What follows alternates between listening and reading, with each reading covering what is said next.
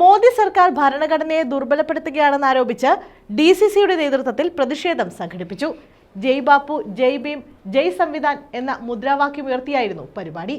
Kodikunnil Suresh MP ഉദ്ഘാടനം ചെയ്തു. Chinnakada bus ബേയിലാണ് Congress ജില്ലാ കമ്മിറ്റിയുടെ നേതൃത്വത്തിൽ ജയ് ബാപ്പു, ജയ് ഭീം, ജയ് സംവിധാൻ എന്ന പരിപാടി സംഘടിപ്പിച്ചത്.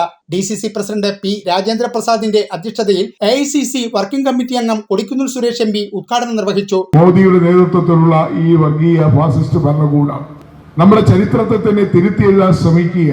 അവർ നേതാക്കന്മാരെ അധിക്ഷേപിക്കുന്നു.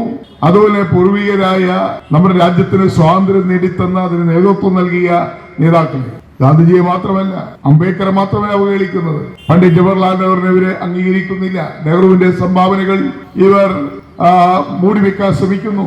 ഇന്ദിരാഗാന്ധിയുടെ സംഭാവനകളെ മൂടിവെക്കാൻ ശ്രമിക്കുന്നു. അതോടൊപ്പം തന്നെ രാജീവ് ഗാന്ധി നൽകിയ സംഭാവനകൾ, നരസിംഹറാവു നൽകിയ ഭരണകാല നേടിയ നേട്ടങ്ങൾ, എന്തിനു പറയുന്നു മൻമോഹൻ സിംഗിന്റെ ഭരണ നേട്ടങ്ങളെ പോലും ഇവർ വിസ്മരിക്കാനാണ് ശ്രമിക്കുന്നത്.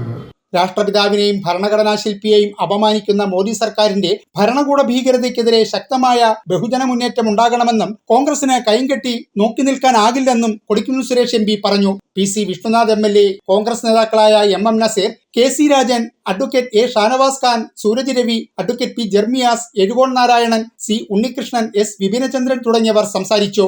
ന്യൂസ് ബ്യൂറോ, കൊല്ലം.